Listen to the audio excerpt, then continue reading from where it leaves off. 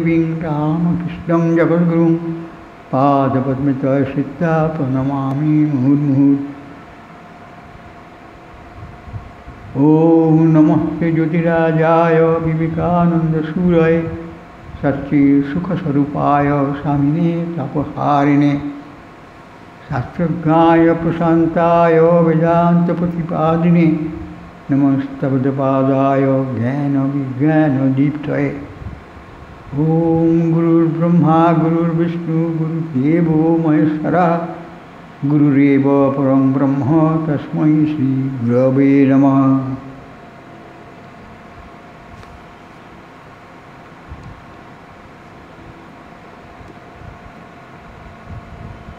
स्वामी अवधानंदजी महाराजेर पाश्चात्य बक्तृता भगवद्गीतार जे व्याख्या से बक्तृता पाওয়া যায় সেটি স্বামী অবধানন্দ মহারাজ তার নিজস্ব অভিজ্ঞতা এবং উপলব্ধির মাধ্যমে গীতার ভগবান শ্রীকৃষ্ণ যে শ্লোকের মাধ্যমে ত্রয়োদশ অধ্যায়ের আমরা তার বক্তব্য জানতে পারছি। তার এমন সুন্দর বেদান্ত ভিত্তি করে ব্যাখ্যা করছেন। অন্য অন্য শাস্ত্রীয় অন্যান্য যে সমস্ত উপায় রয়েছে এই বেদান্তের সার ভগবদ্গীতার ব্যাখ্যায় তার থেকে সম্পূর্ণ ভিন্ন প্রকারের, শুধু যুক্তিসিদ্ধ একেবারে অকাট্য যুক্তির মাধ্যমে কীভাবে তিনি ঈশ্বরের উপস্থিতি অধিষ্ঠানরূপে কার্যরত করছেন, এই সব কিছু যুক্তিসিদ্ধ করে তার উপলব্ধ জ্ঞানকে, এই জ্ঞানের সাহায্যে তিনি এই ভগবদ্গীতা কৃষ্ণের বাণীর বা উপদেশের ব্যাখ্যা করেছেন। এটি একটি নূতন বলা যেতে পারে।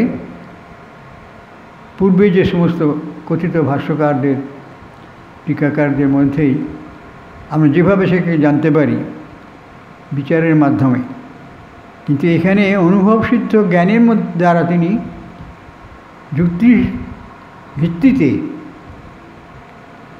ভগবান শ্রীকৃষ্ণের সে বক্তব্য প্রতিষ্ঠা করেছেন। যেহেতু পাশ্চাত্যে মানুষরা তারা বিচার ছাড়া কোনো কিছু বস্তুকে বিচার না করে তারা গ্রহণ করে না সত্য বলে, কাজেই সেই যে বিচার করতে হবে তার একটা ভিত্তি থাকা চাই। সেই ভিত্তিটা কি? ভিত্তিটা মানে সব কিছুর যা ভিত্তি, এরও তাই সেই ভিত্তি পরমাত্মা, যা প্রতিফলিত রূপে ব্যক্তিসত্তার মাধ্যমে প্রকাশিত হয়ে চলেছে। যেমন পেয়ালায় জল রেখে সূর্যের আলোকে রাখলে সূর্যের প্রতিফলন আমরা পাই, সেই সূর্যের মতনই দেখতে এবং সেরকম আলোক ইত্যাদি সবই তার মধ্যে থেকে পাওয়া যায়। এমনকি উত্তাপ পর্যন্ত এই প্রতিফলনের মধ্যে দিয়ে আমরা দেখতে পাই। তার থেকে আমরা সূর্যের সম্পর্কে আমাদের মনে একটা আস্থা এবং বিশ্বাস আমরা স্থাপন করতে পারি। আর তাহলেই আমরা বুঝতে পারব যে এই সব কিছু যে বাহ্যিক কর্ম হয়ে চলেছে তার মধ্যে যে বুদ্ধির কাজ, অন্তরের যেসব করণাদি রয়েছে, ইন্দ্রিয়গুলি অন্তরেন্দ্রিয়, সেগুলোর মাধ্যমে যে কাজ হচ্ছে সবার একটি ভিত্তিস্বরূপ রয়েছে পরমাত্মার প্রতিফলন। যে পরমাত্মা সর্বত্র বিরাজিত, যেখানে কোনো বিচ্ছিন্নতা নাই, তাই স্বামী অবধানন্দ বলেছেন অখণ্ড সত্য। অখণ্ড সত্য বস্তু সে পরমাত্মা সর্বত্রই রয়েছে। তাই সেটির সম্বন্ধে মহারাজ বলছেন, সর্বশক্তিমান প্রভুই হলেন বুদ্ধির সর্বপ্রকার মানসিক ও পার্থিব দশার নিয়ন্তা বা শাসনকর্তা। কারণ এই শাসন করতে গেলে যে সমস্ত বিচারের দরকার, বুদ্ধির দরকার, প্রাণের দরকার, এই সব কিছু শক্তি আমরা লাভ করি সেই সর্বশক্তিমান আত্মার উপরে, আত্মার কাছ থেকে। তাই বলছেন সর্বশক্তিমান প্রভুই হলেন, প্রভু অর্থাৎ একে আমরা ঈশ্বর বলে জানি, পরমাত্মা বা পুরুষোত্তম এখানে ভগবদ্গীতায় বলা হয়েছে। সেই প্রভুই হলেন বুদ্ধির সর্বপ্রকার মানসিক ও পার্থিব দশার নিয়ন্তা। অর্থাৎ জগতে আসার পর যে আমাদের বুদ্ধির প্রকাশ হচ্ছে, যে মানসিক শক্তির বিকাশ ঘটছে, এসবই কিন্তু সর্বশক্তিমান প্রভুরই প্রকাশ। তিনি নিয়ন্তা এবং শাসনকর্তার রূপে রয়েছেন বলেই সেইভাবে তার শাসন অনুযায়ী, তার নিয়ন্ত্রণ অনুযায়ী আমাদের এই সমস্ত মানুষ এবং পার্থিব দশার কাজকর্ম হচ্ছে। অতএব তাকে বলা হয় আমাদের অন্তরে অধিষ্ঠিত পরমাত্মা। আমাদের প্রত্যেকের মধ্যে অন্তরে যেমন মন রয়েছে, বুদ্ধি রয়েছে, অন্তরস্থ, যাকে আমরা বাইরে দেখতে পাই না, সেই রকম তার নিয়ন্ত্রণ যে শাসনকর্তা, সেই পরমাত্মাই অধিষ্ঠিত রয়েছেন আমাদের অন্তরে, তাই তাকে আমরা দেখতে পাই না, কিন্তু সেটা অনুভব করতে পারি আমরা যদি সূক্ষ্ম মন দিয়ে ধ্যানস্থ হয়ে আর সমাধিস্থ হয়ে মনঃশক্তিকে অনেক পরিমাণে বাড়িয়ে নিলে, একাগ্র মনের দ্বারা আমরা অনুভব করব যে তিনি আমাদের অন্তরে অধিষ্ঠিত পরমাত্মা। অর্থাৎ সর্ববস্তুতে সর্বজীবে যে আত্মা রয়েছেন, তিনি আমাদের মধ্যেও সেই পরমাত্মা রূপে বিরাজ করছেন এবং তিনি অখণ্ড সত্তা, বিচ্ছিন্নতা নেই আমাদের মধ্যে। আত্মা সর্বদা অখণ্ড রূপেই বিরাজ করছেন। যেমন সূর্যের আলো সর্বত্র অবিচ্ছিন্নভাবেই বিরাজ করছে, তার মধ্যে কিছু কিছু বাধা আসে বলে কোথাও ছায়া পড়ছে, কোথাও তার তেজ কমে যাচ্ছে মনে হচ্ছে, এরকম মনে হয়। কিন্তু তিনি এক রূপেই বিরাজ করছেন, যেমন সূর্য এক রূপেই রয়েছে, একইভাবে তিনি সেই যার আলোকের প্রকাশ করছেন, তাপের উৎপত্তি হচ্ছে, এসব কিছু। কাজেই আমাদের মনকে যদি তার কাছে সমর্পিত করতে পারি, তবেই সেই জ্ঞান আমাদের অন্তরে উপলব্ধ হতে পারে। এই একটিমাত্র যন্ত্র মন, যার দ্বারা তার খোঁজ করলে তার সম্পর্কে আমাদের অনুভব বা আমাদের জ্ঞান হওয়া সম্ভব। অন্য কোনো যন্ত্র আমাদের শরীরে নেই যার মাধ্যমে আমরা সেই পরমাত্মার সন্ধান করতে পারি বা তার সম্পর্কে উপলব্ধি লাভ করতে পারি। একমাত্র মনের দ্বারাই তা সম্ভব, কিন্তু সে এই মন নয়। অবাং মনুষ্য বলে বলা হয়েছে, কিন্তু শ্রীরামকৃষ্ণ বলছেন এই মনের অন্তর্গত নয়, কিন্তু শুদ্ধ মনের অন্তর্গত। এইখানেই ঠাকুর পার্থক্য করেছেন, এবং সেই যে একটা বিরাট রহস্য, কী করে আমরা এগুলি জানব, অনেকেই তা জানতে পারেন, অথচ আমরা সকলেই তা জানি না। সে জানার উপায়টা স্বামী অভয়ানন্দ মহারাজ যখন বলছেন ভগবদ্গীতা, শ্রীকৃষ্ণ সেই কথাই বলছেন, তার ব্যাখ্যাতেই তিনি সেটা উল্লেখ করছেন যে অতএব তাকে বলা হয় আমাদের অন্তরে অধিষ্ঠিত পরমাত্মা, তার অস্তিত্ব আমরা অনুভব করি, এবং সেটি যে আমাদের অন্তরে সবসময় অধিষ্ঠিত রয়েছে, এটাও আমরা তার থেকে অনুভব করতে পারব চেষ্টা করলে। তাই বলছেন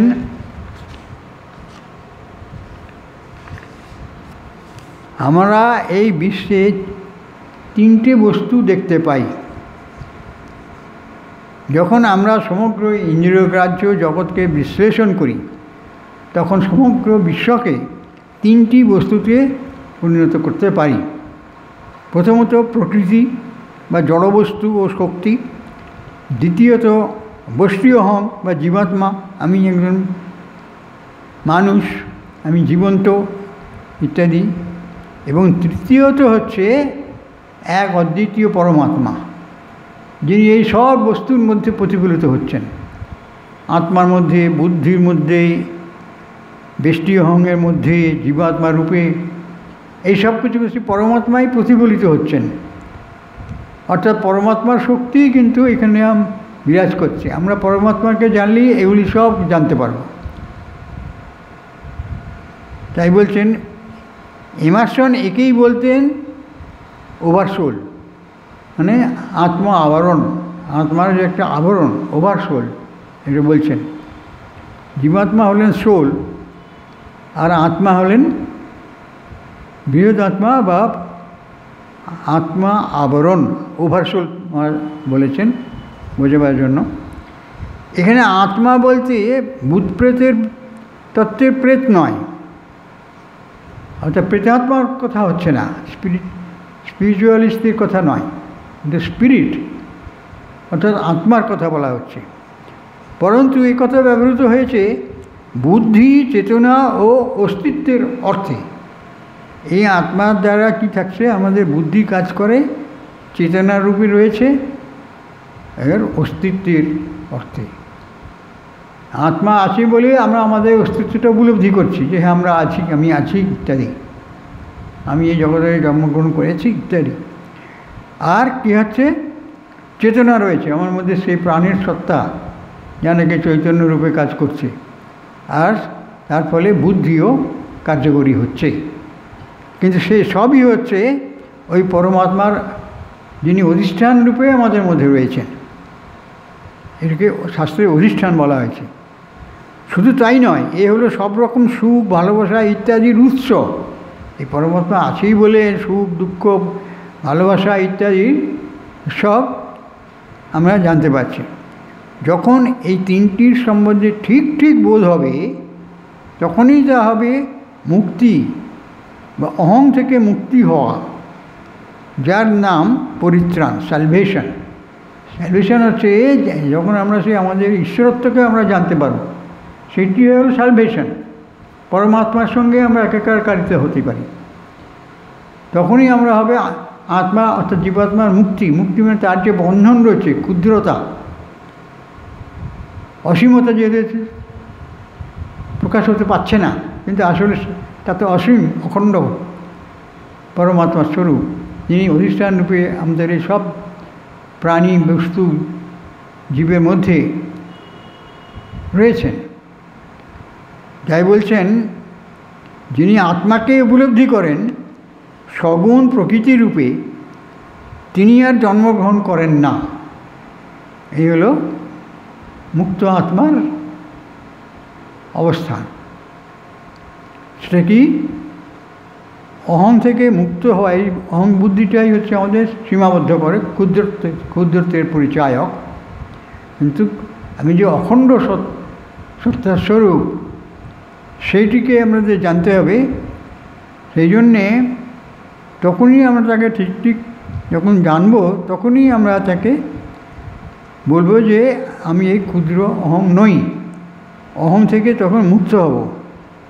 অহং একটি ক্ষুদ্র ধারণা যে আমার এই মানুষের শরীর বা তার ইন্দ্রিয়াদি ইত্যাদি যুক্ত যে অহং অর্থাৎ আমির জ্ঞান, এটি সম্পূর্ণ ভুল। কারণ এগুলি সবই সীমাবদ্ধ, কিন্তু আমার মধ্যে যে অধিষ্ঠান রূপে আত্মা বা পরমাত্মা রয়েছেন, তিনি অসীম এবং অনন্ত। তাহলে কী করে আমি বুঝব সেটি? সেই অনন্ত সত্তাতে আমাদের মনকে নিবিষ্ট করতে হবে, করলে তিনি তার অবস্থান আমাদের জানিয়ে দেবেন। কারণ তিনি সেই সমস্ত জ্ঞানের সারস্বরূপ, যার নাম পরিত্রাণ, একই সালভেশন বলা হয়েছে। যিনি আত্মাকে উপলব্ধি করেন সগুণ প্রকৃতি রূপে, তিনি আর জন্মগ্রহণ করেন না। আচ্ছা, নতুন করে জানবার জন্য ক্ষুদ্র আত্মার শরীর ধারণ করার প্রয়োজন হয় না।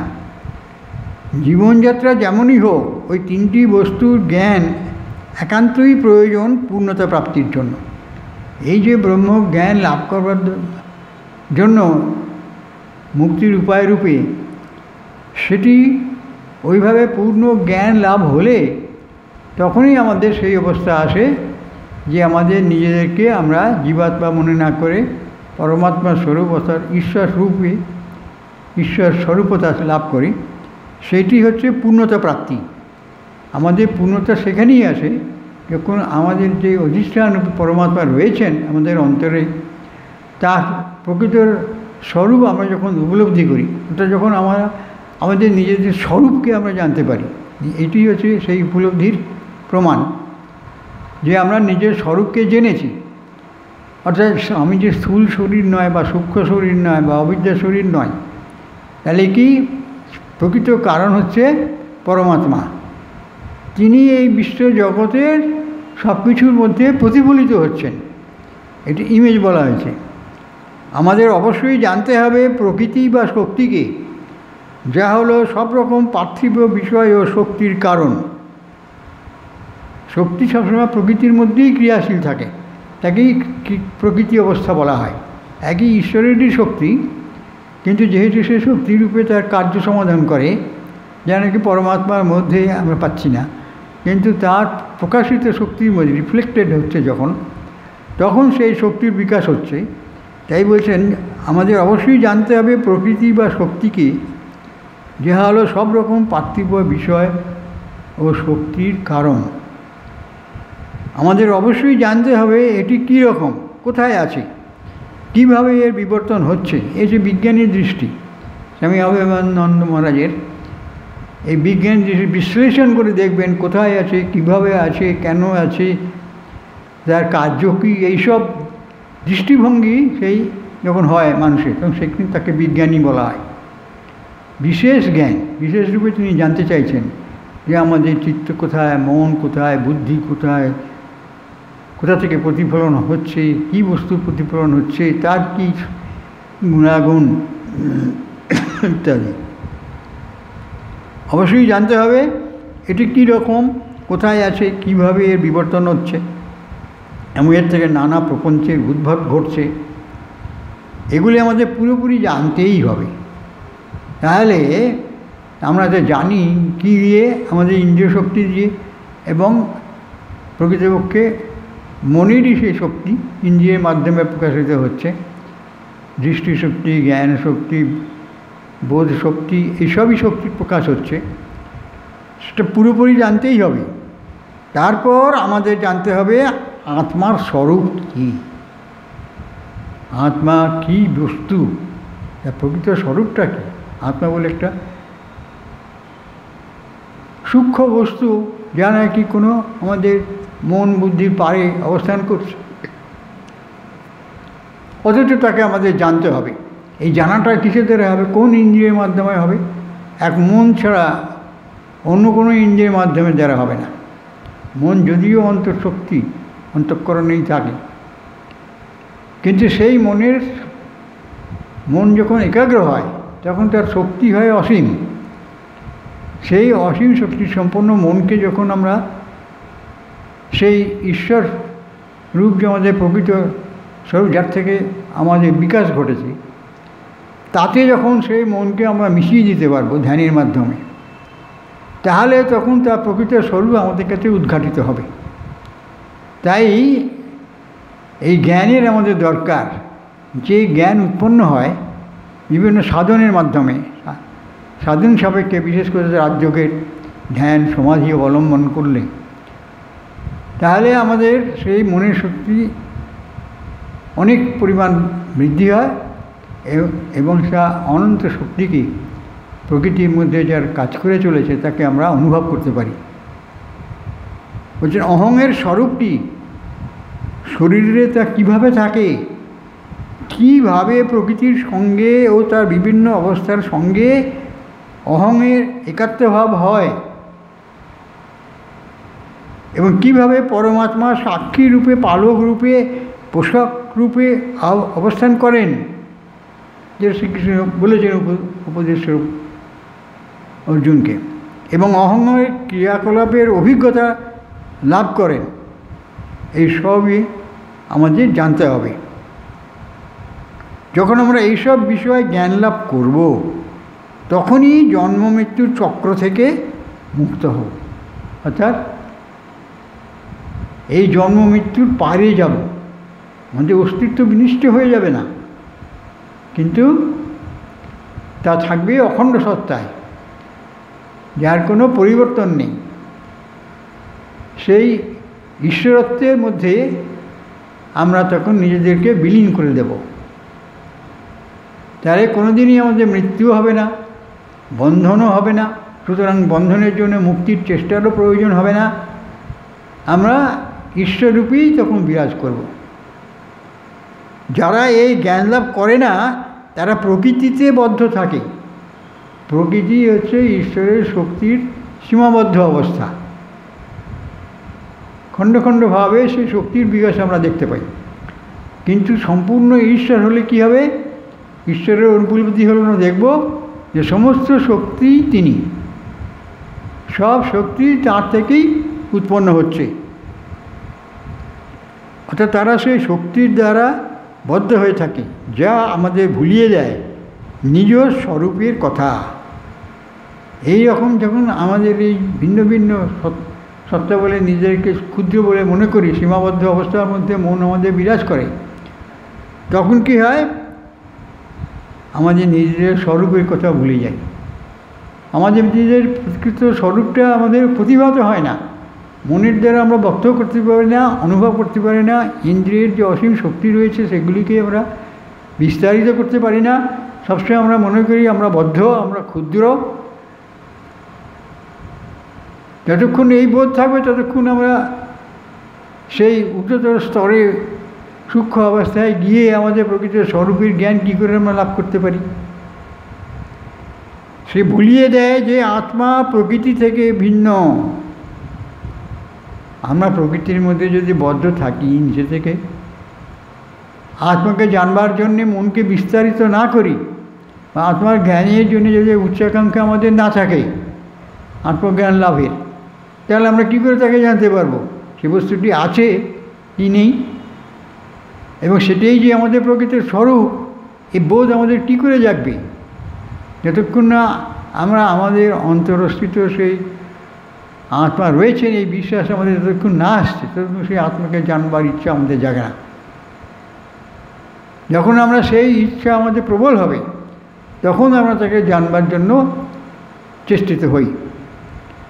সেই কারণে এই জগৎ প্রপঞ্চের স্তরে আমরা বারবার জন্মগ্রহণ করে থাকি। এই যে মানুষকে বারবার শরীর ত্যাগ করে আবার শরীর গ্রহণ করে আসতে হয়, যেমন স্বামী অভয়েন্দ্র মহারাজ তার সেই গ্রন্থে বলেছেন, মরণের পারে পরবর্তীকালে আমাদের ফের জন্মগ্রহণ করতে হয় আমাদের সমস্ত বাসনা চরিতার্থ করবার জন্য। সেই বাসনা যখন প্রবল হয় তখন আমাদের পুনরায় শরীর ধারণ করার জন্য চেষ্টিত হতে হয়। তার বিভিন্ন যে কারণ উপায় রয়েছে, সেই সব পিতৃমাতৃত্বের মধ্যে দিয়ে আমাদের জন্ম হয় জগতে, নতুন করে আমাদের সেই জানবার ইচ্ছাকে চরিতার্থ করবার জন্য। কিন্তু আমরা সেই সীমাবদ্ধ মন নিয়ে যদি কাজ করি, তাহলে আমাদের এই পার্থিব শরীর সম্বন্ধেই আমাদের জ্ঞান হওয়ার চেষ্টা করে, যেমন বায়োলজিতে হয়ে থাকে, কাটাছেড়া করে সব জানতে চায় ডাক্তারি বিদ্যায়, যে এইখানে লিভার আছে, এইখানে প্যাঙ্ক্রিয়াস আছে ইত্যাদি নানাভাবে তারা জানতে পারে। কিন্তু এগুলোও সব স্থূল শরীরেরই ব্যাপার হয়ে যায়। কিন্তু যখন এই স্থূল শরীরকে ছেড়ে এর পেছনে যে শক্তির উৎস রয়েছে, যা নাকি এগুলিকে সব সৃষ্টি করে, নিয়ন্ত্রণ করে, চালিত করে, সীমিত করে, সেই আত্মার যে প্রতিফলনটা এর মধ্যে দিয়ে বিরাজ করছে, সেইগুলি জানবার চেষ্টা আমরা করি না। কিন্তু অধ্যাত্ম বিজ্ঞানে ভারতবর্ষের ঋষিরা সেটাই করেছেন, যে কোন শক্তির প্রভাবে এই সব কিছুর বিকাশ ঘটছে, তার বিবর্তন হচ্ছে, কম হচ্ছে, বেশি হচ্ছে, আরও উচ্চতর জ্ঞান লাভ হচ্ছে, কত লোকে কত উচ্চ শক্তির বিকাশ উপলব্ধি করছে। কাজে সেই কারণে এই জগৎ প্রপঞ্চের স্তরে আমরা বারবার জন্মগ্রহণ করে থাকি। কিন্তু যদি আমরা আমাদের প্রকৃত স্বরূপকে উপলব্ধি করতে পারি যে হ্যাঁ আমি সেই ঈশ্বর স্বরূপ, যে ঈশ্বর চিরকাল বর্তমান রয়েছেন, যাকে বারবার জন্মগ্রহণ করতে হয় না, সেই রূপটাই হচ্ছে আমাদের প্রকৃত স্বরূপ। তাহলে আমরা আর বারবার করে জন্মগ্রহণ করবার জন্য এই জগতে ফিরে আসতে হবে না আমাদের কর্মফল ভোগ করার জন্য। আমরা ঈশ্বরত্ব লাভ করতে পারি, যেহেতু ঈশ্বর আমাদের মধ্যে রয়েছেন। এই ঈশ্বরের শক্তি অনন্ত। যে আজকে আমাদের আলোচনা আমরা এইখানেই শেষ করছি। ওম পূর্ণমদঃ পূর্ণমিদং পূর্ণাৎ পূর্ণমুদচ্যতে পূর্ণস্য পূর্ণমাদায় পূর্ণমেবাবশিষ্যতে। ওম শান্তি শান্তি শান্তি। ওম নমো ভগবতে শ্রীরামকৃষ্ণায় অর্পণমস্তু।